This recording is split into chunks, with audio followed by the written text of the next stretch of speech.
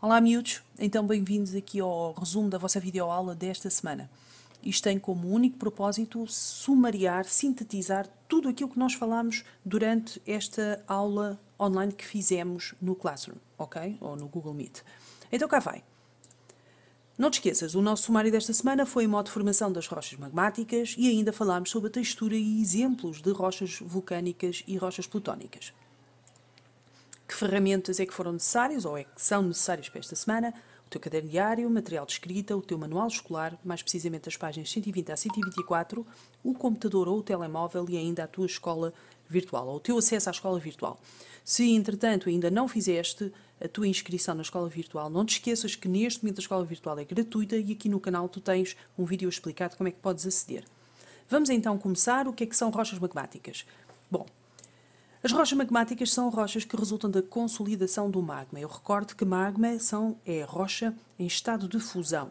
É rocha que efetivamente foi sujeita a temperaturas extremamente elevadas e acabou por fundir, passar do estado sólido ao estado líquido.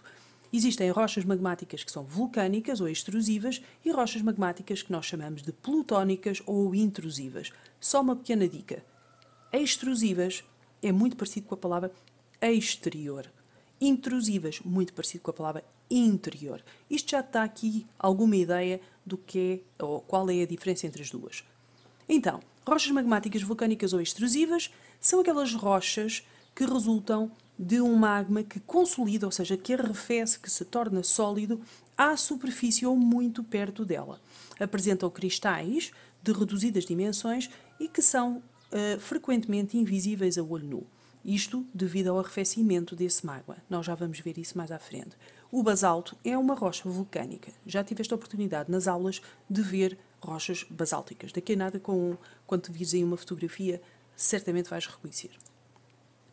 Ora, o que é que acontece? Efetivamente, o nosso basalto arrefece à superfície porque o magma que se encontrava no interior da Terra foi expelido durante uma erupção vulcânica.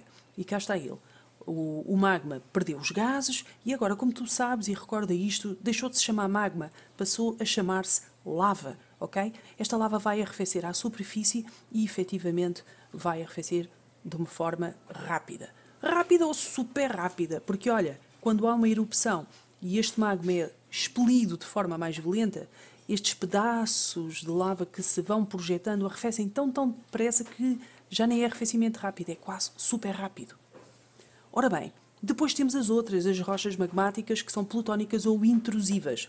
E recordam então que rochas plutónicas ou intrusivas resultam de um magma que consolida em profundidade. Ou seja, ela apresenta cristais que são desenvolvidos, visíveis a olho nu, devido a um arrefecimento muito lento do magma. É o mesmo que tu teres um bolo que arrefece dentro do forno ou um bolo que vai arrefecer fora do forno. Obviamente que o bolo dentro do forno tem um arrefecimento muito mais lento. Então o magma no interior da crosta obviamente que vai ter um arrefecimento muito mais lento. Isto é uma rocha que nós encontramos muito em Portugal. O granito é um exemplo dessas rochas, de uma rocha plutónica. Cá está. Então, este é o granito. Consegues ver aqui os cristais muito bem definidos e bem visíveis a olho nu. E ele arrefece aqui, nem profundidade. Não quer dizer que isto seja um arrefecimento que leve uma semana ou duas. Na verdade, leva uns milhares de anos, para não dizer alguns milhões de anos. A seguir, o que nós fizemos na aula foi precisamente ver este vídeo. É um vídeo que está disponível na escola virtual e que explica lindamente esta diferença entre as rochas magmáticas plutónicas ou vulcânicas. A seguir, não te esqueças, vais ver o vídeo. Depois, o que é que nós falámos? Falámos sobre a textura das rochas magmáticas. Recorda que a textura de uma rocha é mais ou menos o aspecto que essa rocha tem. E do que é que resulta esse aspecto? Precisamente da forma, da dimensão e ainda da disposição dos seus minerais. E o que é que nós vimos? Vimos que as rochas plutónicas, em termos de consolidação, de arrefecimento, ele ocorre em profundidade, enquanto que as rochas vulcânicas ocorrem à superfície ou muito perto dela. A velocidade de arrefecimento, obviamente que nas plutónicas, vai ser muito lenta. Como acabámos de dizer, pode levar milhares, se não milhões de anos, enquanto que as rochas vulcânicas têm um arrefecimento muito mais rápido, que pode levar semanas ou meses, se forem realmente grandes quantidades de lava. O tempo de cristalização, no caso das rochas plutónicas, é lento e no caso das vulcânicas é rápido. Não te esqueças que a cristalização é a forma como os minerais se vão agrupar uns com os outros. Daí que resulta uma coisa, que são os cristais. E estes cristais, no caso das rochas plutónicas, são grandes, bem desenvolvidos, não é? O desenvolvimento desses cristais é grande e eles são então bem visíveis ao olho nu. No caso das rochas vulcânicas, eles são pequenos e por esse mesmo motivo também, em termos de visibilidade, vês alguns muito pequeninos e a maior parte das vezes até tens que usar uma lupa para os poderes identificar. Relativamente ainda à textura, nós descobrimos que isto pode ter uns nomes assim um pouco estranhos, mas a verdade é que as rochas que são plutónicas, ou seja, aquelas que arrefecem lentamente e que apresentam os cristais bem desenvolvidos e bem visíveis, têm aquilo que nós chamamos uma textura fanerítica ou granular. Tá bom? Enquanto que as rochas vulcânicas, que arrefecem rapidamente e que apresentam os cristais pouco desenvolvidos e muito pequenos, nós dizemos que têm uma textura afanítica ou agranular. No caso daquele arrefecimento super rápido que eu te falei há pouco, então elas nem têm tempo a formar cristais. Por esse motivo nós dizemos que ela tem uma textura vítrea. Ora, cá temos nós então os 3 exemplos de rochas magmáticas com as suas texturas. Em primeiro lugar temos o granito, com a sua textura fanerítica ou granular. Cá estão os cristais bem visíveis ao olho nu, ok? No caso do basalto, ela tem uma textura afanítica ou agranular, e cá vês que é difícil ver os cristais com a mesma definição com que vemos no granito, mas eles estão aqui. Se tu tiveres uma amostra de mão, tu consegues-los ver muito pequeninos. E se os vires à lupa, então, é fácil até identificá-los.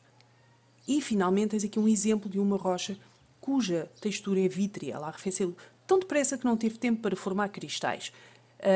Outro exemplo, esta é a obsidiana, outro exemplo é a pedra Pobs, que tu sabes que as pessoas usam até para cosmética, para os calos e por aí fora, porque ela tem um efeito abrasivo muito, muito elevado, apesar de ser uma rocha muito levezinha, como tu viste já quando falámos do vulcanismo.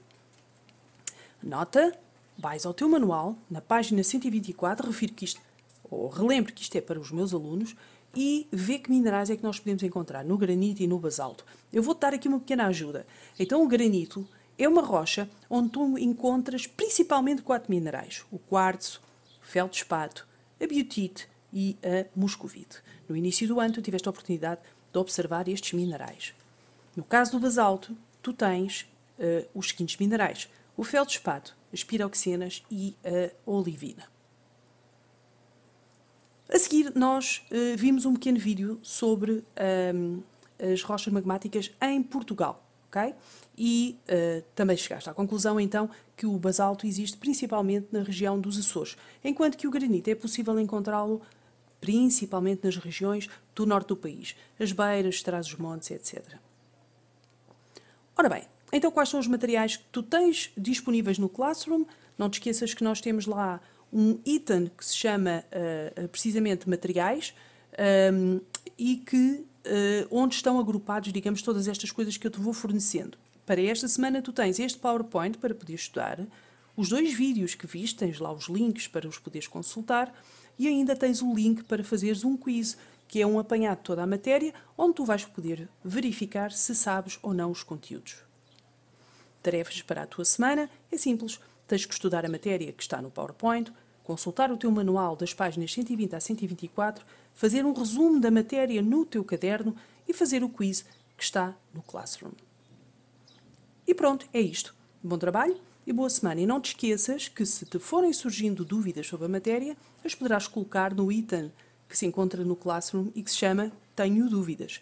Obviamente que eu vou sempre respondendo e, se eu vir que são dúvidas com alguma pertinência, na próxima semana, na aula online, nós tiramos. Tá bom? Então vá. Beijinhos. Bom trabalho.